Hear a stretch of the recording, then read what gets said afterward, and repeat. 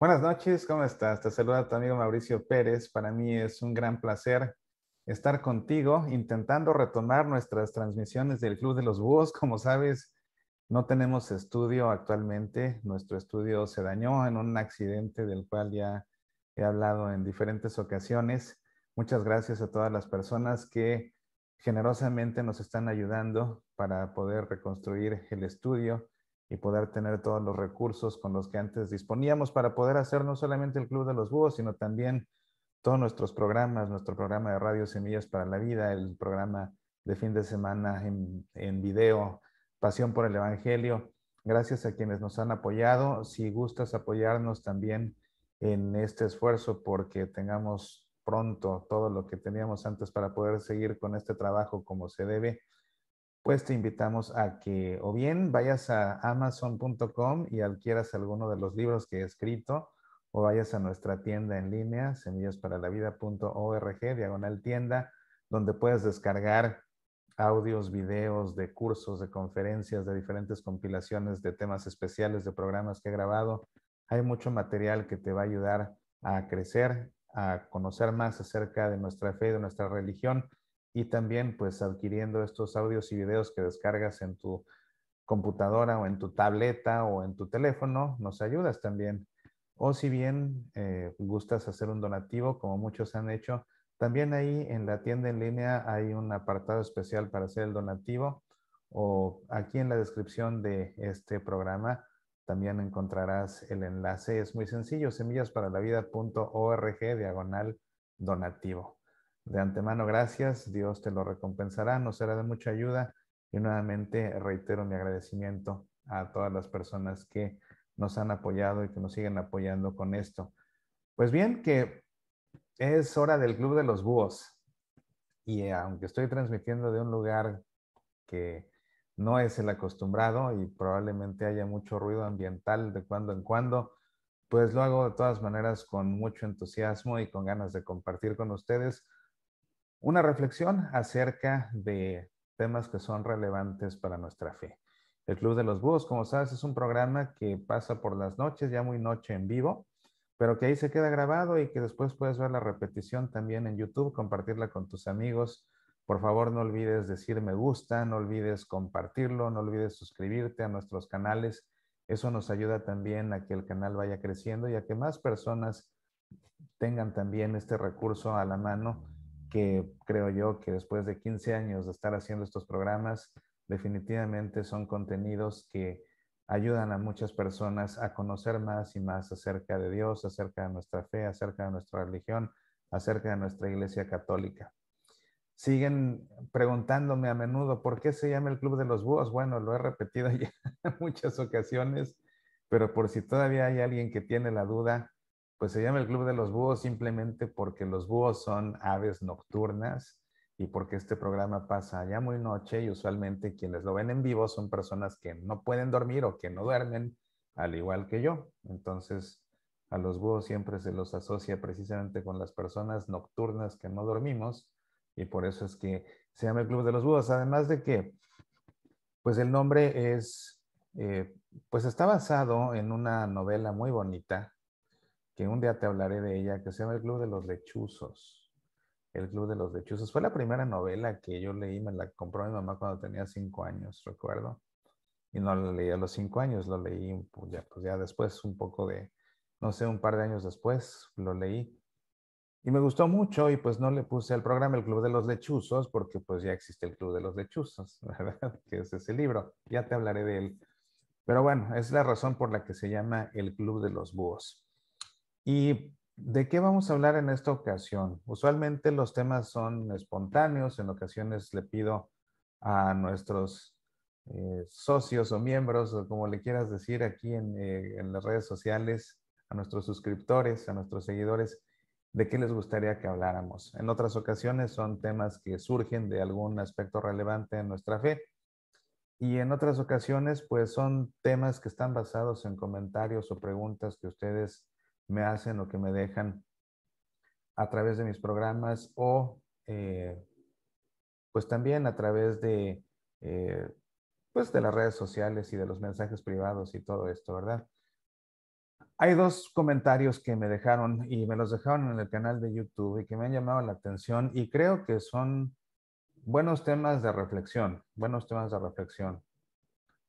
Yo creo que la respuesta que voy a dar a estos comentarios no será realmente lo que esperaría que respondiera yo quienes me dejaron estos comentarios, pero tenemos que decir las cosas como son y tenemos que decir la verdad, asumir la verdad, enfrentar la verdad y actuar en consecuencia. Eso es algo muy importante siempre. Hoy hablaba precisamente de cómo en Semillas para la Vida, nuestro programa de radio que también puedes escuchar como podcast, hablaba precisamente de cómo Jesús, que lo vimos en el Evangelio este domingo, después de que pronuncia su discurso del pan de vida y los discípulos se le van porque no pueden creer lo que está diciendo acerca de que ese pan es su cuerpo, de que ese vino es su sangre, de que ese pan es verdadera comida, de que su cuerpo es verdadera comida, de que su sangre es verdadera bebida, y se van y Jesús los deja que se vayan, no negocia con ellos, no les dice, bueno, no crean en eso si no quieren, pero quédense,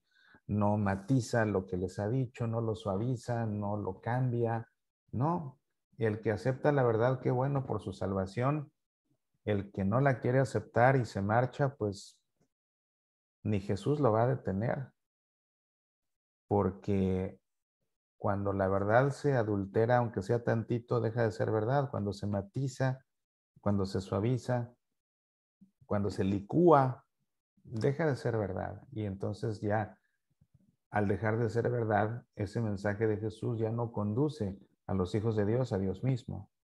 Por eso Jesús no da concesiones. Esa es la verdad. El que la acepte, excelente para su salvación. El que no la quiera aceptar y opte por marcharse, pues después cuando vio a los apóstoles que tenían como que titubeaban y que se miraban unos a otros con cara de, nos vamos también nosotros detrás de estos que se le fueron, pues Jesús les interpela, les pregunta, ¿qué? ¿Ustedes también? Ahí está la puerta. Ahí está la puerta abierta. Entonces, por esas razones que te digo que es muy importante que entendamos todos los católicos que la verdad la tenemos que asumir tal cual es y actuar en consecuencia. Entonces, estos comentarios que me han dejado me llaman la atención porque son comentarios que he escuchado en muchas ocasiones, al menos uno de ellos, aunque el otro pues en otro tipo de palabras, pero también es algo que he escuchado en muchas ocasiones y que vale la pena realmente dejar las cosas claras, tal cual son. El primero de estos comentarios dice así, señor Mauricio, no sabemos mucho de nuestra religión, porque los sacerdotes no evangelizan, se preocupan más por lo económico. Ese es el comentario. No sabemos mucho de nuestra religión porque los sacerdotes no evangelizan, se preocupan más por lo económico. Bueno, pues esto da pie, por supuesto, a una reflexión muy seria. Los sacerdotes no evangelizan porque se preocupan más por lo económico. Vamos a empezar de atrás hacia adelante. Y por eso, pues no, o sea, como los sacerdotes se preocupan más por lo económico, no evangelizan y en consecuencia no sabemos mucho de nuestra religión. Bueno, acerca de que los sacerdotes se preocupen más por lo económico. Cuando decimos así, los sacerdotes se preocupan más por lo económico, estamos diciendo que todos son así, lo cual no es cierto. Hay sacerdotes que se preocupan más por lo económico que por la evangelización, sí los hay. Innegablemente que los hay, ¿sí? Yo mismo conozco algunos. Yo mismo he tenido dificultades con alguno. Es más, y no sé si algún día cuente todo o no, pero incluso fui expulsado de una parroquia precisamente por este aspecto, por un sacerdote de los que se preocupan más por lo económico. Y que nuestra tensión constante era que a mí me preocupaba mucho siempre el aspecto de la evangelización en la parroquia Y él siempre estaba muy preocupado por la parte financiera de la parroquia, y no por enriquecerse, sino porque toda parroquia necesita de recursos económicos para poder marchar bien.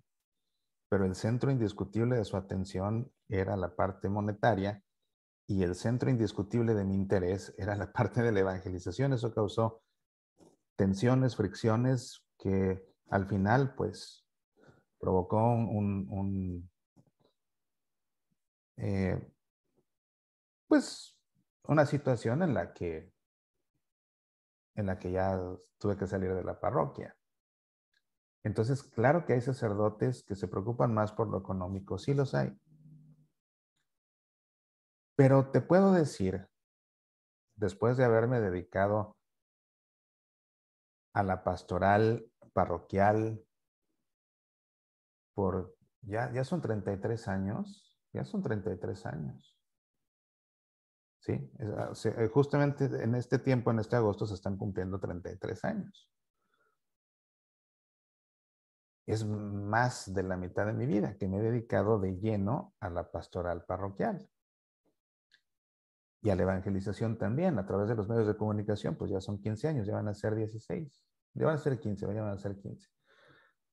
Entonces, te puedo decir que la mayoría de los sacerdotes no se preocupan más por lo económico, ¿no? Y te lo digo porque, pues imagínate a todos los que he conocido y con todos los que he trabajado a lo largo de todo este tiempo. Entonces, no podemos generalizar. No todos los sacerdotes se preocupan más por lo económico. Y también hay que entender que muchas veces aquellos que se preocupan más por lo económico, insisto, aunque también los hay, no es tanto por enriquecerse personalmente, sino que más bien es la preocupación de no saber cómo sacar a flote una parroquia por el aspecto financiero. Y entonces, pues toda su atención se centra nada más en esa parte y descuidan muchas otras cosas que son verdaderamente importantes. Pero sí, la mayoría en realidad no son de los que se preocupan por el dinero. Eso es algo que tenemos que reconocer, ¿no? Ahora, los sacerdotes no evangelizan. ¿Dónde quieres que evangelicen? Mira, cuando celebran la misa, a veces, y es aquí donde empieza la cuestión, muchas veces es un reclamo que yo recibo muchas veces porque soy laico, entonces cuando me presento en una parroquia a dar una conferencia, a dar un curso, soy laico, entonces la gente me dice, es que eso que usted dice no lo sabíamos hasta que usted nos lo dijo porque los padres no lo dicen en la misa. Entonces hay muchas personas que piensan y esperan que los sacerdotes enseñen todo lo que deberíamos saber dentro de la Santa Misa. Pero resulta que la misa es un acto de culto a Dios. La misa no es una clase. El propósito de la misa no es ir a aprender ni que el sacerdote vaya a enseñar. La misa tiene 4 propósitos muy concretos. Ir a adorar a Dios, ir a pedirle perdón, ir a darle gracias, ir a ofrecerle un sacrificio a Dios. Esos son los 4 objetivos de la misa. A eso se va misa. A adorar a Dios, el fin latréutico de la misa, a pedirle perdón, el fin impetratorio de la misa, a darle gracias a Dios, el fin eucarístico de la misa, y a ofrecerle un sacrificio, el fin propiciatorio de la misa. Pero la misa no es una lección, entonces el sacerdote no va a enseñarnos y nosotros no vamos a aprender. Ese no es el momento, no es el lugar. Claro que muchas veces los sacerdotes, a través de sus homilías, pues enseñan mucho y aprendemos mucho, ¿verdad? Cuando saben realmente desmenuzar la escritura, explicárnosla y aparte explicárnosla de manera que nosotros aprendamos a hacer la vida, por supuesto que nos están enseñando y nosotros estamos aprendiendo. Pero en sí no es una clase. La Santa Misa no es una clase. Entonces, no podemos esperar que los sacerdotes nos enseñen todo en la misa cuando la misa no tiene el propósito de enseñarnos.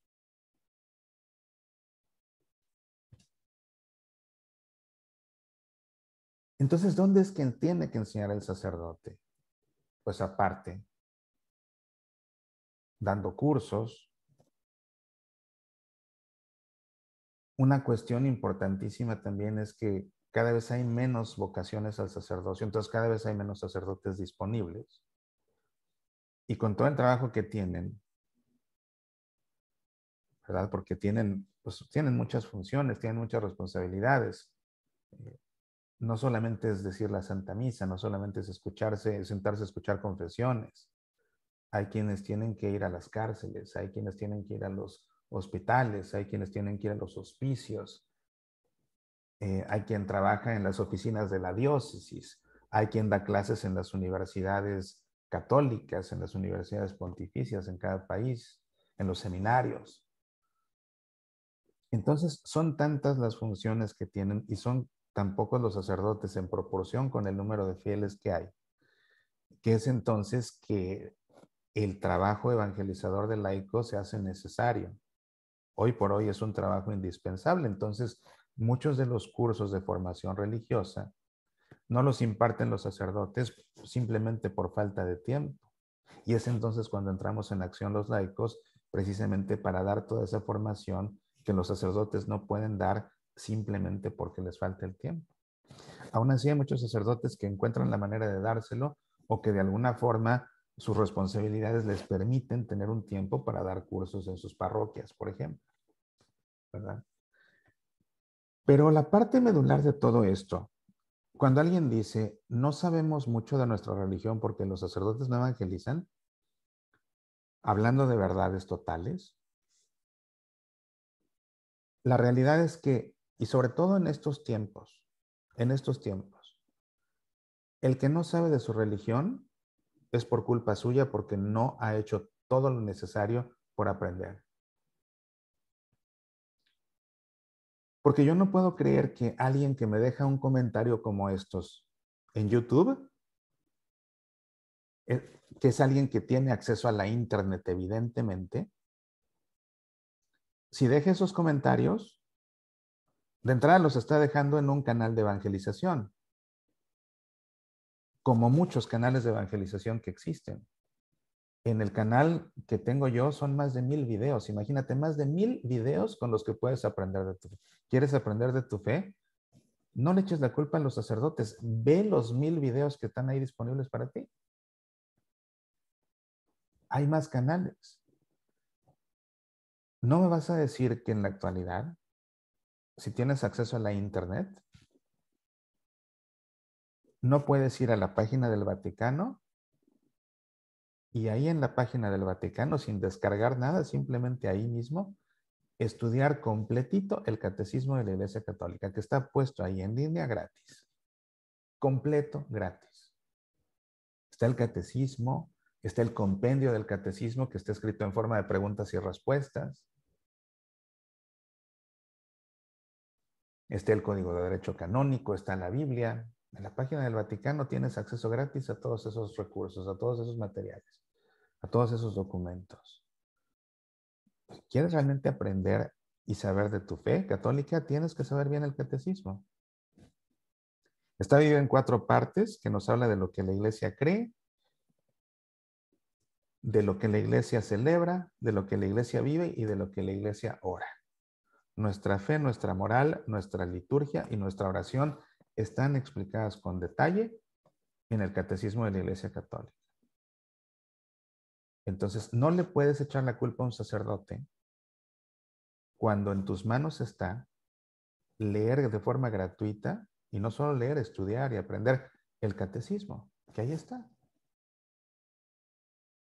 Entonces, si puedes ir a YouTube a dejar estos comentarios, puedes ir a YouTube a ver todos esos videos. Y como te digo, el canal de Semillas para la Vida pues tiene más de 1000 videos. Pero hay canales de universidades pontificias. Hay canales de los Ateneos Pontificios en Roma, por ejemplo, con una cantidad de clases de nivel universitario de teología, de Sagrada Escritura, de espiritualidad, de derecho canónico, de pastoral. Y están ahí. Y muchos están en italiano, pero muchos de los videos también están en inglés. Y muchos de los videos, muchísimos de los videos de esas universidades están en español. Porque en esas universidades que están en Roma, como los profesores son de diferentes partes del mundo, hay muchos profesores que en esas universidades imparten sus clases y sus conferencias en español, porque son de América Latina o porque son de España. Entonces, no puedes tú decir hoy que no sabes de tu religión por culpa de los sacerdotes. Eso es quitarte tu responsabilidad y ponerla en alguien más. Y eso es quitarte tu culpa y culpar a alguien más. Si no sabes religión hoy, la culpa es tuya y de nadie más. Si no sabes hoy de tu religión, la culpa es tuya y de nadie más. Porque los recursos están a la mano y sobran. Lo único que tienes que hacer es usarlos con dedicación y darte el tiempo para estudiarlos a fondo y en serio. Claro, si puedes inscribirte a un curso en algún lugar, en una parroquia, en una escuela católica, en una universidad, pues qué mejor. Pero de que en la internet te encuentras material abundante y de sobra para saber bien tu religión y además gratis, eso es una realidad de este siglo XXI. Ese es el primer punto sobre el cual quería reflexionar en esta ocasión, gracias a las personas que hacen el favor de estar conectadas, al menos los que han dejado aquí un comentario, porque no puedo ver a todos los que están conectados, pero sí a los que han dejado aquí algún comentario. Buenas noches, María Antonieta. Hola, Margarita. Patti, gracias por estar aquí. Yanis, gracias como siempre por tu presencia. Y pues aquí vemos también a muchos más. Grace, Alta, Lulú, Oralia, Lorena, Maricruz, Patti, Adrián, otra Lulú, Oscar Herrera, Rosa, Elena, Caroline y alguien que vende autos. Bueno, saludos a todos y también a mi amiga Marta Blue, que también está aquí conectada. Pues gracias a todos ustedes. Y el siguiente tema que me gustaría tocar en esta ocasión, parte de otro comentario que me dejaron aquí, en un programa que grabé hace ya bastante tiempo, que tiene por título Normas litúrgicas para los lectores. Y el comentario que me dejan es este. Lo ideal sería que los lectores de la misa sean tomados de las pastorales, a fin de evitar pequeños celos o rivalidades, para que el mejor rostro de la comunidad parroquial y de su diversidad se haga visible en quienes hacen las lecturas.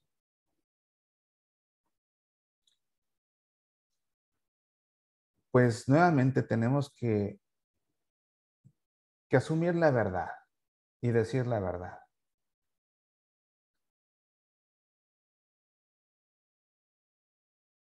La función de leer la palabra de Dios en la Santa Misa es una función sumamente delicada, que exige un nivel de responsabilidad bastante alto, que implica una constante preparación, que exige tiempo y dedicación.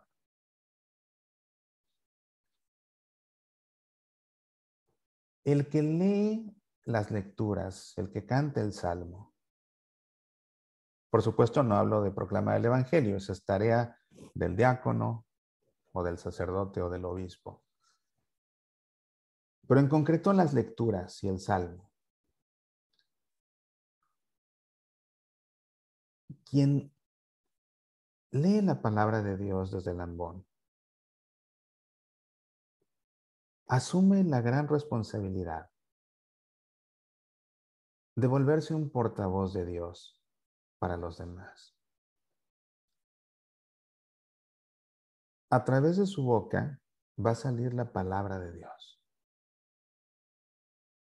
Palabra que Dios reveló y que quedó plasmada en las Escrituras, y que aunque Dios reveló y quedó plasmada en las Escrituras hace miles de años, sigue resonando hasta nuestros días. Y es una palabra viva a través de la cual Dios nos habla aquí y ahora. La palabra de Dios. Incluso no se lee desde cualquier lugar, no se lee desde las bancas, no, se lee desde una mesa sagrada que es la mesa de la palabra de Dios, que es el ambón. Un lugar reservado en el espacio sagrado exclusivamente para la palabra de Dios. Por eso las lecturas se hacen desde el ambón. En el ambón lo único que se puede hacer son las lecturas, el salmo, la homilía, la oración de los fieles y el pregón pascual. Nada más. Un abuso litúrgico muy común es usar el ambón para dar avisos, para leer las moniciones, para dar conferencias.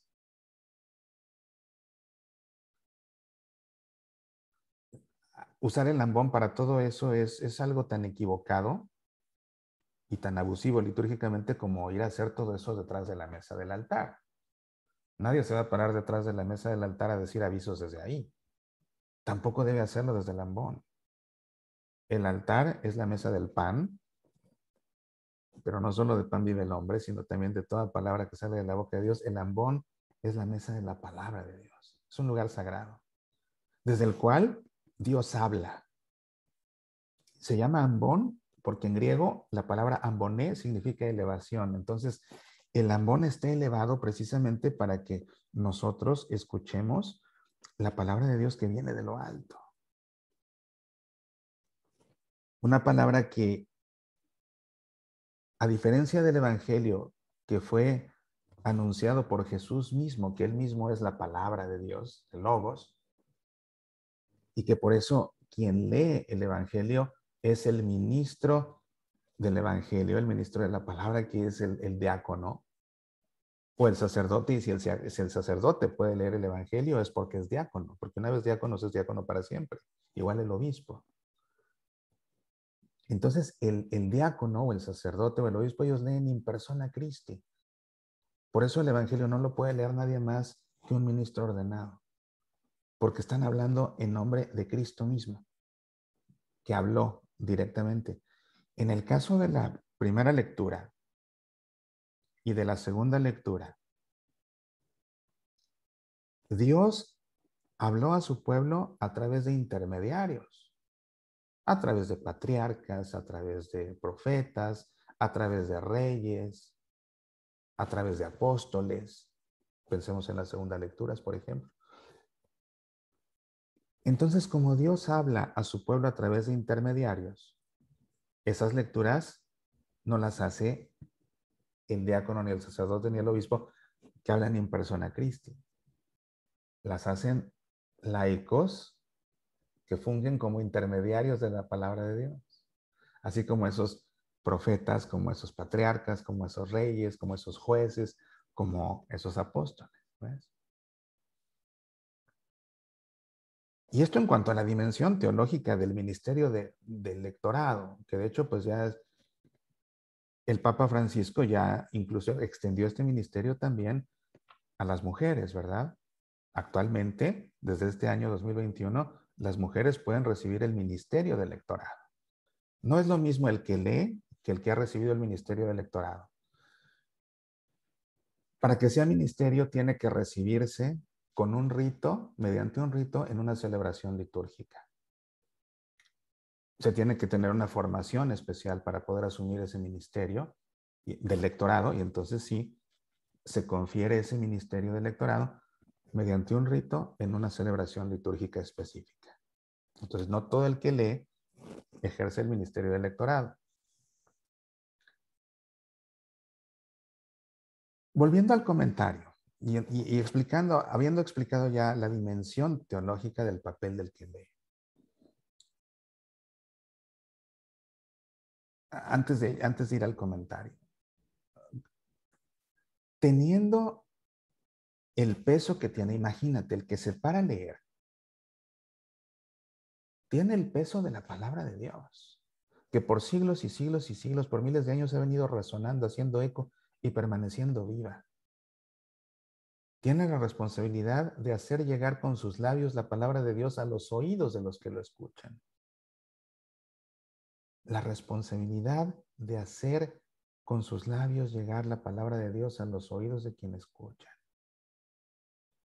El que tiene esto claro, entiende el peso de la función de leer. Entonces, ¿quién puede leer? No cualquiera, no cualquiera. Mínimo es alguien que tiene que saber leer. Incluso en las misas de los niños, si un niño es elegido para leer, tiene que ser un niño que sepa leer bien, leer bien. Y es que hacer que alguien lea no tiene el propósito de darle participación a los fieles en la misa. Ese es un gran error. El que lee todos los ministerios de la misa no tienen el propósito de darle participación a los fieles, porque los fieles ya participan en la misa desde sus bancas, poniéndose de pie, sentándose, arrodillándose, diciendo las oraciones, contestando amén, poniendo atención a las lecturas, comulgando. De todas esas formas se participa activamente en la misa. Entonces no se necesita que tengan que pasar al altar para que sientan que están participando, ni tampoco se trata de abrir la puerta en las funciones del altar para que la gente venga y participe. El propósito no es que venga y participe. El propósito es que comunique la palabra de Dios a los que están escuchando. Quien deje el comentario dice, lo ideal será que los lectores sean tomados de las pastorales. ¿Por qué? En primera, no sé a qué se refiera con las pastorales. Pero ¿por qué han de ser los lectores tomados de las pastorales? No. Tiene que ser una persona calificada, que sepa leer y además que sepa leer bien. Donde leer bien no significa leer en voz alta de corrido sin equivocarte. Si no sabes hacer las pausas en las comas, si no sabes hacer las pausas en los puntos, si no sabes enfatizar, si no sabes modular la voz para leer, simplemente emitirás palabras, sonidos, pero no comunicarás la palabra de Dios. Entonces, de entrada, el que lee tiene que ser alguien que sepa leer bien. Te digo, en las misas de los niños, si un niño no sabe leer bien, si trastabilla, si se equivoca, si repite muchas veces, no puede leer. Tiene que leer un niño que sepa leer bien, y los hay, sí los hay. Pero también hay muchos, la mayoría, que no saben hacerlo. Y otra vez, no se trata de ponerlos a leer para darles participación. Ese no es el propósito de la palabra de Dios. Cuando dice aquí esta persona, lo ideal será que los lectores sean tomados de las pastorales a fin de evitar pequeños celos o rivalidades. O sea, sáquenlos de varios grupos, de todos los grupos parroquiales, saquen lectores de aquí y de allá para evitar celos, porque si nada más lo sacan del grupo de los catequistas, entonces las damas bizantinas van a sentir celos porque nosotros no. Y entonces los de la escuela de pastoral se van a ofender porque nosotros no. Entonces, para evitar celos y rivalidades, pues pongan lectores de cada grupo para que haya participación de toda la parroquia, es lo que dice esta persona. Para que el mejor rostro de la comunidad parroquial y de su diversidad se haga visible en quienes hacen las lecturas. No, es que el propósito de las lecturas no es darle participación a los fieles, ni es darle participación a la comunidad parroquial, y mucho menos es darle representación a la comunidad parroquial. No, ese no es el propósito. El propósito es comunicar la palabra de Dios a los fieles. Entonces, cuando no se entiende esto, empieza a haber prácticas así precisamente. Bueno, pues uno de cada grupo y que venga la señora del movimiento familiar cristiano y los de la familia educadora en la fe y los catequistas, y hacemos un calendario para que a todos les toque y en 2 meses ya todos los grupos tuvieran participación, y entonces de cada grupo escogen a uno y lo mandan, y pues por eso acaban leyendo como leen. Porque te digo, leer en voz alta no significa saber leer. Leer en voz alta sin equivocarte no significa saber leer. Te digo, si no eres capaz de diferenciar la pausa que se hace con una coma de un punto y seguido y de un punto aparte, no tienes nada que estar haciendo leyendo ahí. Es la verdad. Y las personas que leen necesitan una formación, como decía, una formación constante. tienen que tener conocimientos de Sagrada Escritura, porque de otra manera, ¿cómo comunican algo que no saben? ¿Cómo comunican algo que no entienden? Si no entienden la historia, si se atoran para decir los nombres hebreos de los personajes o de los lugares, si en el mapa no pueden ubicar dónde está Belén y dónde está Cafarnaúm y dónde está Jerusalén, a la hora que leen, entonces, ¿qué comunican? Y no solamente se trata de leer y ensayar antes de, se tiene que leer y ensayar antes de, sí, pero se requiere por fuerza un estudio concienzudo de la lectura que se va a leer. Entender la lectura en su contexto, ver su contexto inmediato, qué pasa antes, qué pasa después en la historia, saber los nombres, saber quiénes son los personajes, saber quiénes son los personajes. O sea, una persona que lee la primera lectura o que lee, por ejemplo, la segunda lectura y le toca, eh, pues, la lectura a Timoteo, la carta de Pablo a Timoteo, debería ser capaz de decir quién fue Timoteo, ¿verdad? O si está leyendo un pasaje en la primera lectura tomado del Éxodo, por ejemplo, y se lee la batalla del pueblo de Israel contra Amalek, y acabando la misa alguien le pregunta al lector, oye, ¿y quién era la tribu de Amalek? Pues tiene que ser capaz de saber, si no, ¿cómo lees? Nadie da lo que no tiene. Entonces, si quieres comunicar la riqueza de la palabra de Dios, tienes que conocer lo que estás leyendo. Porque ¿qué diferencia hace el que conoce lo que está leyendo? A la hora que lo lee, es como que te lo estuviera contando. Porque está familiarizado con los personajes, con los lugares, con el contexto histórico, con lo que pasa en el mismo relato de la Biblia antes y después. Entonces, como que te lo está contando. Y por lo mismo sabe dónde enfatizar y cómo enfatizar, sin caer en el aspecto teatral, porque no es una radionovela, hay que saber leer para la misa, con solemnidad, con seriedad, pero enfatizando también, sin caer en la dramaturgia. Pero el que entiende y sabe, comunica mejor la riqueza de la palabra de Dios. Innegablemente así sucede. Es muy distinto escuchar las lecturas y el salmo mismo de alguien que sabe de escritura que de alguien que no.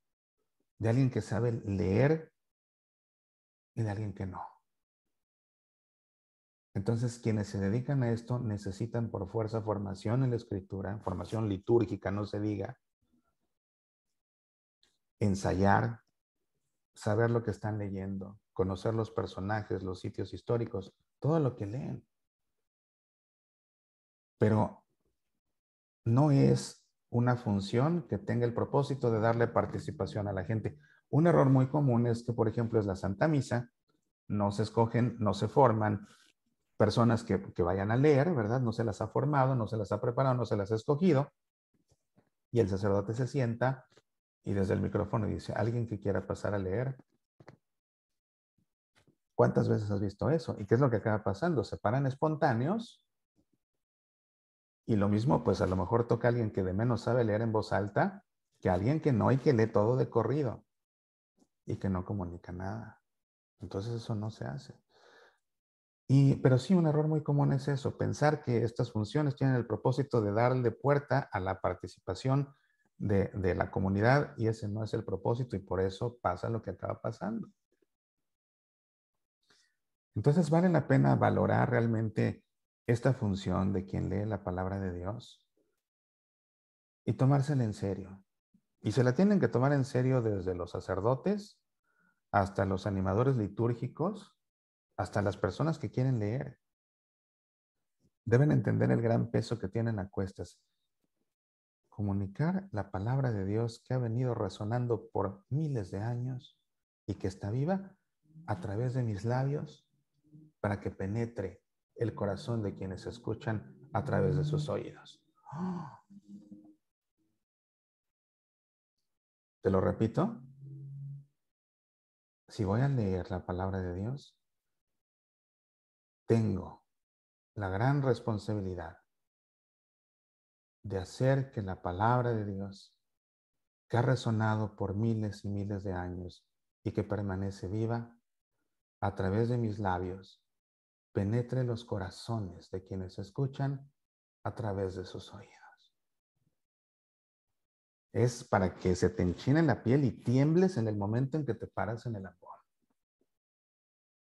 Entonces, lo ideal, nada de que lo ideal es que los lectores sean tomados a las pastorales. Lo ideal es que sean personas capaces y capacitadas y bien formadas y dedicadas y entregadas a este servicio para poder proclamar la palabra de Dios con dignidad y como la palabra de Dios merece. Pues bien, queridos amigos, que estas son las reflexiones que he querido compartir con ustedes en esta ocasión aquí en el Club de los Búhos. Muchas gracias a las personas que han tenido la gentileza de seguir el programa en vivo. Gracias también, por supuesto, a las personas que amablemente ven la repetición. No se olviden, por favor, de decir me gusta. No se olviden de suscribirse. No se olviden de compartir este programa. Y no se olviden de vernos la próxima ocasión.